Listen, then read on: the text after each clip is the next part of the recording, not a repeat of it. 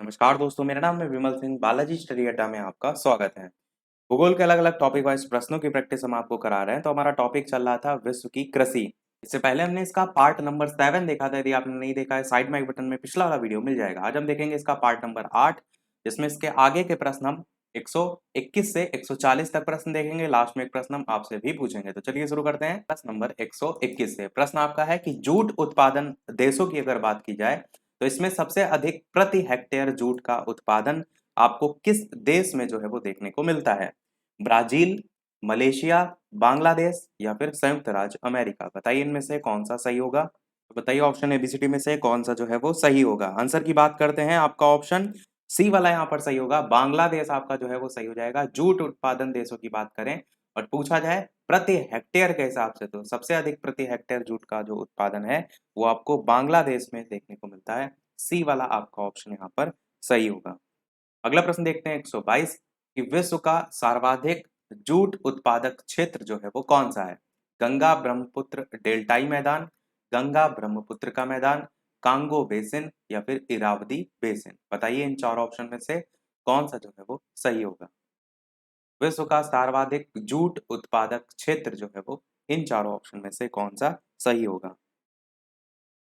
Answer की बात करते हैं ऑप्शन एबीसीडी में से, तो आपका गंगा ब्रह्मपुत्र डेल्टाई मैदान बिल्कुल सही हो जाएगा। विश्व का सबसे ज्यादा जूट उत्पादक क्षेत्र के रूप में गंगा ब्रह्मपुत्र डेल्टाई मैदान जो है आपका जाना जाता है। अगला प्रश्न देखते हैं 123, जो काफी जगह पूछा भी जाता है कि रेशम के उत्पादन के लिए जो व्यापारिक स्तर पर रेशम का जो कीड़ा है उसको पाला जाना जो है वो क्या कहलाता है? सिल्वी कल्चर कहलाता है, सेरी कल्चर कहलाता है, एपी कल्चर कहलाता है या फिर विटी कल्चर कहलाता है? अच्छा प्रश्न है। तो बताइए ऑप्शन एबीसीडी में से कौन सा सही होगा। सिल्वी कल्चर, सेरी कल्चर, एपी कल्चर या फिर विटी कल्चर। तो चलिए आंसर की बात करते हैं। बी वाला आपका ऑप्शन सेरी कल्चर सही हो जाएगा। रेशम के उत्पादन हेतु व्यापारिक स्तर पर रेशम के कीड़े को पाला जाना कहलाता है सेरी कल्चर। 124 प्रश्न आपसे कह रहा है कि इनमें से कौन सा कथन जो है वो असत्य है, गलत आपको छांटना है। कि विश्व का 3/4 से अधिक रेशम एशिया महाद्वीप से प्राप्त होता है। दूसरा कह रहा है कि रेशम के उत्पादन में चीन का विश्व में पहला स्थान है। तीसरा कह रहा है कि इटली विश्व में रेशम का सबसे बड़ा आयातक के रूप में जाना जाता है। और चौथा कह रहा है इनमें से कोई नहीं। तो आपको इन चारों ऑप्शन में से असत्य कथन, गलत कथन जो है वो छांटना है। तो चलिए आंसर की बात करते हैं ऑप्शन एबीसीडी में से, तो आपका ऑप्शन सी वाला यहाँ पर सही हो जाएगा। यानी कि इटली आपका जो है वो विश्व में रेशम का सबसे बड़ा आयातक के रूप में जो है वो जाना जाता है। ये आपका कथन गलत है।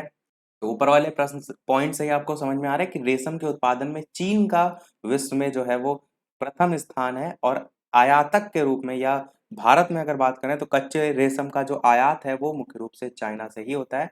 इसीलिए सी वाला आपका गलत है कि इटली विश्व में रेशम का सबसे बड़ा आयातक है, ये आपका गलत है।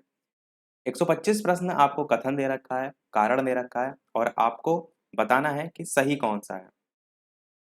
विश्व में रेशम की कृषि मुख्यतः उष्ण एवं उपोष्ण जलवायु वाले जो क्षेत्र हैं उनमें ही की जाती है। दूसरा कारण दे रखा है, वो कथन दे रखा है, नीचे कारण दे रखा है। कारण कह रहा है कि रेशम की जो कृषि है उसके लिए 16 डिग्री सेल्सियस का न्यूनतम तापमान आवश्यक होता है। ये इसका कारण दे रखा है। अब आपको बताना क्या है कि दोनों सही हैं और आर ए की सही व्याख्या है।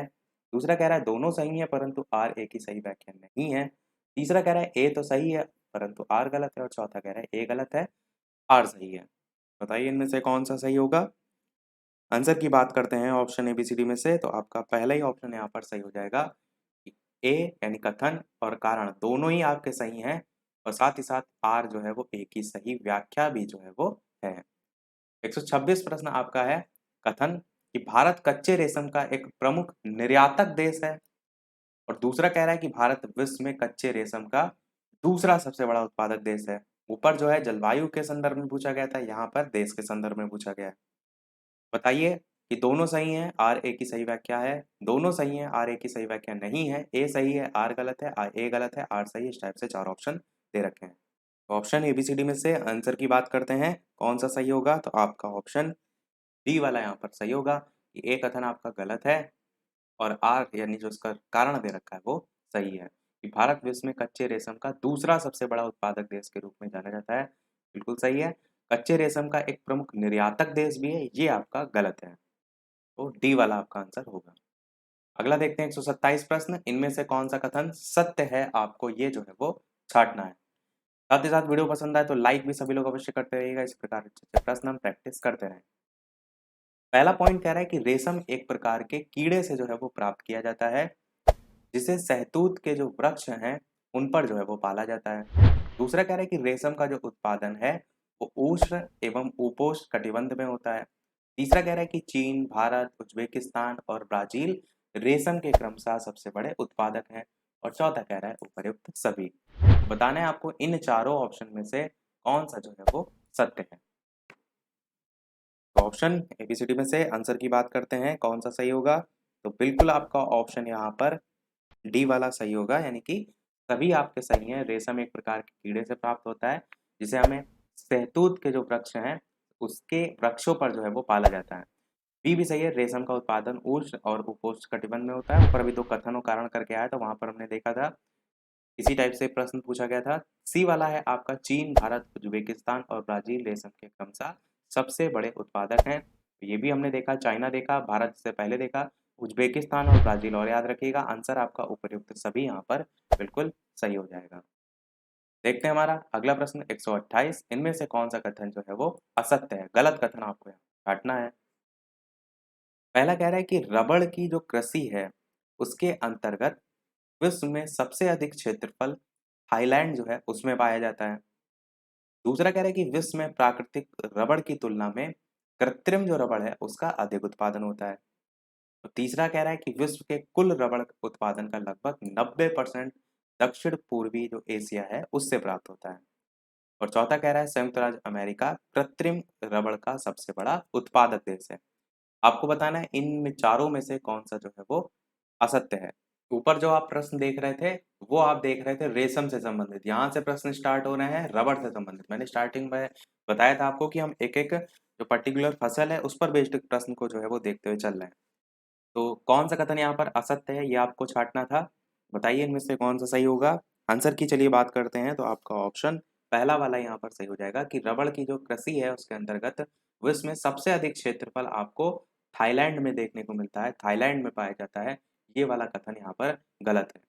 और इस चीज का जरूर ध्यान रखिएगा, प्रश्न में जो है यानी जो ये पॉइंट लिखा होता है उसमें ये लिखा है सबसे अधिक क्षेत्रफल के आधार पर। तो अभी जैसे जैसे प्रश्न हम देखेंगे और चीजों को देखते हुए चलेंगे। 129 प्रश्न है कि सर्वाधिक जो रबड़ की खेती है वो कहाँ होती है, भारत में, चीन में, अमेजन तथा जैरे बेसिन में या फिर इंग्लैंड में।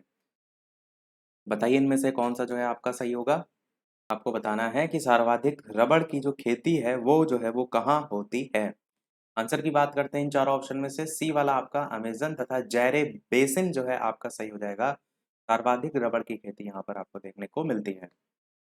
130 प्रश्न आपसे पूछ रहा है कौन सा कथन यहाँ पर गलत है। पहला कह रहा है कि रबड़ उष्ण एवं आर्द्र कटिबंध जो है उसका एक पौधा है। दूसरा कह रहा है इंडोनेशिया जो है उसका अधिकांश रबड़ सुमात्रा से प्राप्त होता है। तीसरा कह रहा है कि रबड़ श्रीलंका की दूसरी महत्वपूर्ण व्यापारिक फसल है। और चौथा कह रहा है इनमें से कोई नहीं। तो गलत कथन आपको इनमें से जो है वो छांटना है। आंसर की बात करते हैं तो इनमें से कोई नहीं आपका यहाँ पर जो है वो सही होगा। कि बाकी सभी जो दे रखे हैं वो सभी सही हैं। तो रबड़ जो है वो आपका उष्ण एवं आर्द्र कटिबंध जो है उसका पौधा है, ये भी ध्यान रखिएगा। इंडोनेशिया जो है उसका अधिकांश रबड़ सुमात्रा से प्राप्त होता है, ये भी ध्यान रखिएगा। रबड़ जो है आपका श्रीलंका की दूसरी महत्वपूर्ण व्यापारिक फसल के रूप में भी जाना जाता है, इसको भी ध्यान रखिएगा। 131 प्रश्न, तो यहाँ पर आपको प्राकृतिक रबड़ के उत्पादन से संबंधित अवरोही क्रम जो है वो पूछा गया है, यानी कि बड़े से छोटे क्रम में। तो थाईलैंड, वियतनाम, इंडोनेशिया, भारत इस टाइप से दे रखा है। फिर Thailand, Indonesia, Vietnam, Bharat type से, फिर वियतनाम, थाईलैंड, इंडोनेशिया, भारत और लास्ट में आपका वियतनाम, थाईलैंड, भारत और इंडोनेशिया। आपको बताना है कि इनमें प्राकृतिक रबड़ के उत्पादन जो देश हैं उनका सही अवरोही क्रम जो है वो क्या होगा। आंसर की बात करते हैं इन चार ऑप्शन में से, तो बी वाला आपका ऑप्शन यहाँ सही होगा। सबसे पहले थाईलैंड, उसके बाद इंडोनेशिया, फिर उसके बाद वियतनाम और सबसे लास्ट में जो है आपका भारत। ये सही क्रम आपका अवरोही क्रम जो है आपका हो जाएगा। एक चीज यहाँ पर देखिए, यहाँ पर उत्पादन की दृष्टि से पूछा गया है तब थाईलैंड आपका पहले नंबर पे आ गया है। वहां क्षेत्रफल की दृष्टि से पूछा गया था तब आपका वो कथन गलत था। इसीलिए मैंने कहा था कि पर्टिकुलर उसमें किस बात पे फोकस किया जा रहा है उसको ध्यान दीजिए। तो रबर के उत्पादन में थाईलैंड का नाम आता है, इस चीज को ध्यान रखिएगा। 132 प्रश्न है, विश्व में प्राकृतिक रबड़ का सबसे बड़ा उत्पादक जो है वो कौन सा है? प्राकृतिक रबड़ का सबसे बड़ा उत्पादक थाईलैंड, इंडोनेशिया, मलेशिया या फिर भारत? बताइए इनमें से कौन सा सही होगा। ऑप्शन एबीसीडी में से कौन सा सही होगा? आंसर की बात करते हैं तो ऊपर ही हमने देखा प्रश्न में थाईलैंड आपका नाम देखने को मिलता है रबड़ के सबसे बड़े उत्पादक के रूप में। तो ध्यान रखिएगा, ये प्रश्न आपका अच्छा है। 133 प्रश्न है कि विश्व में संश्लेषित या सिंथेटिक रबड़ का सबसे बड़ा उत्पादक जो है वो कौन है? थाईलैंड है, मलेशिया है, इंडोनेशिया है या फिर संयुक्त राज्य अमेरिका है? आपको बताना है इन चार ऑप्शन में से कौन सा सही होगा। विश्व में संश्लेषित या सिंथेटिक रबड़ का सबसे बड़ा उत्पादक के रूप में जो है वो कौन जाना जाता है? आंसर की बात करते हैं इन चार ऑप्शन में से, तो संयुक्त राज्य अमेरिका आपका यहाँ पर बिल्कुल सही हो जाएगा। तो डी वाला आपका संयुक्त राज्य अमेरिका जो है वो बिल्कुल सही होगा। अगला प्रश्न देखते हैं कि विश्व के कुल रबड़ उत्पादन का लगभग 80% उत्पादित जो है वो कौन करता है? जापान और इंडोनेशिया, चीन व ब्राजील, मलेशिया व इंडोनेशिया, थाईलैंड व इंडोनेशिया? बताइए इन चार ऑप्शन में से कौन सा जो है वो सही होगा। विश्व के कुल रबड़ उत्पादन का लगभग 80% उत्पादन जो है वो इनमें से कौन करता है? आंसर की बात करते हैं ऑप्शन एबीसीडी में से, तो थाईलैंड और इंडोनेशिया का नाम देखने को मिलता है। डी वाला आपका ऑप्शन यहाँ पर सही होगा। अगला प्रश्न देखते हैं 135 की रबड़ जो है उसकी कृषि के लिए कितनी वर्षा होना आवश्यक है? थाईलैंड के साथ साथ इंडोनेशिया और जोड़ लीजिएगा क्योंकि थाईलैंड तो हमने ऊपर देख ही लिया था। तो वर्षा आपको बतानी है 100 से 200 सेंटीमीटर, 200 से 250 सेंटीमीटर, 250 से 300 सेंटीमीटर या फिर 300 से 350 सेंटीमीटर? कौन सा इनमें से जो है वो सही होगा? रबड़ की कृषि के लिए कितनी वर्षा जो है वो होना आवश्यक है? आंसर की बात करते हैं चलिए ऑप्शन एबीसीडी में से, तो आपका ऑप्शन सी वाला यहाँ पर सही हो जाएगा, यानी कि 250 से 300 सेंटीमीटर वर्षा जो है ये जो है आपकी आवश्यक है। 136 प्रश्न आपका है, रबड़ के जो बागान होते हैं वो मुख्यतः जो है वो पाए जाते हैं शीतोष्ण वनीय क्षेत्र में, स्टेपी वनीय क्षेत्र में, पंपास वनीय क्षेत्र में या फिर भूमध्य रेखीय वनीय क्षेत्र में? कौन सा इनमें से जो है वो सही होगा? रबड़ के जो बागान है वो मुख्यतः कहाँ जो है वो देखने को आपको मिलते हैं? आंसर की बात करते हैं तो भूमध्य रेखीय वनीय क्षेत्र जो है आपका बिल्कुल सही होगा। रबड़ के जो बागान है वो आपको भूमध्य रेखीय वनीय क्षेत्र जो है इनमें देखने को मिलते हैं। 137 प्रश्न है आपका कि रबड़ जो है ये आपका किस जलवायु का जो है वो पौधा है? भूमध्य रेखीय, मानसूनी, भूमध्य सागरीय या फिर पश्चिमी यूरोपीय तुल्य? बताइए इन चार ऑप्शन में से कौन सा जो है वो सही होगा। आंसर की बात करते हैं तो आपका ऑप्शन भूमध्य रेखीय जो है वो बिल्कुल सही हो जाएगा।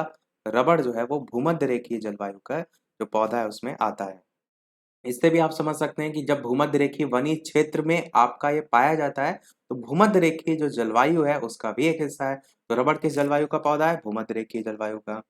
138 प्रश्न आपका है कि दक्षिण पूर्व एशिया में रबड़ जो है वो किस स्थान से लाया गया? अमेज़न बेसिन से, कांगो बेसिन जो है उससे, नील नदी डेल्टा क्षेत्र जो है उससे या फिर गंगा नदी डेल्टा क्षेत्र से? कौन-सा इनमें से जो है वो सही होगा? ऑप्शन एबीसीडी में से आंसर की बात करते हैं, आपका आंसर यहाँ पर बिल्कुल पहला वाला ही अमेज़न बेसिन जो है बिल्कुल सही हो जाएगा। दक्षिण पूर्व एशिया में जो रबड़ है वो आपका अमेज़न बेसिन से लाया जाता है। 139 प्रश्न आपका सेकंड लास्ट है, क्योंकि स्टार्टिंग मैंने बताया था 140 प्रश्न तक हम देखेंगे और लास्ट में एक प्रश्न हम आपसे भी पूछेंगे।